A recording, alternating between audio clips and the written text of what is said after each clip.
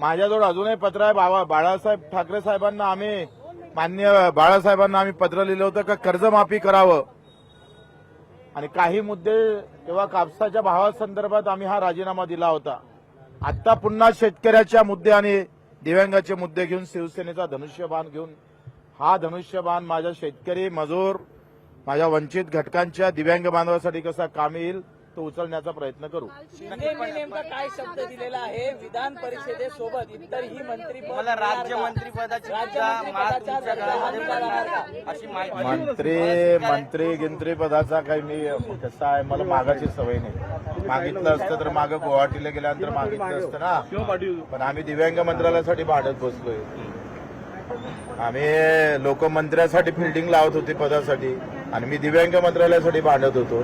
हाच फरक बच्चू कडूचा आहे ते समजून घ्या। बच्चू पण आपल्या शिवसेनेत नाराजी देखील आहे। इच्छुक लोक जे होते आता बच्चू कडू हे बाहेरून आलेले आहेत, मग त्यांना संधी मिळते, मग आम्ही इतके वर्ष इथे इच्छुक आहोत त्यांचं काय असा सवाल देखील उपस्थित होतोय।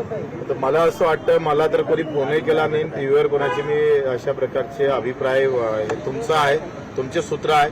खरं सांगू काय सूत्रांना मला एक सांगा, मला हे ध्यानीमानी नव्हतंय, काहीच माहित नव्हतंय। मी तर संत्रालय पाणी देऊन राहिलो होतो, पण तुमच्या बातम्या आल्या, सूत्रानं सांगितलं, सूत्रानं कॉल केला, सूत्रानं अरे म्हटलं काहीतरी आहे वाटतंय। मग मला बऱ्याच लोक सांगतात मुंबईला मीडिया हे इथपर्यंत आणण्याचं काम मी सगळं श्रेय मीडियाला देतो। माझ्या विधान परिषद माझ्या कानावरही नव्हती, पण हे कानावर टाकण्याचं काम मीडियानं केलं।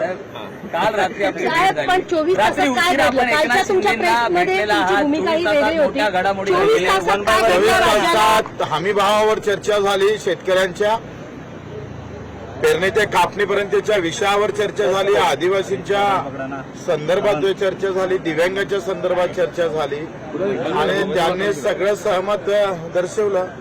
माझं काय म्हणणं आहे का ज्याच्यासाठी आम्ही मंत्री होतो, ज्याच्यासाठी आम्ही मुख्यमंत्री होतो किंवा ज्यासाठी आम्ही आमदारकी घेतो आहे ते जर होत असेल तर गरज काय? विरोधात राहून काम होत नाही। होतं ना काम। पण संघटना तुम्ही सांगतोय संघटना चालवणं, तुम्ही सांगता तुमचं मीडिया चालवणं कठीण आहे का नाही?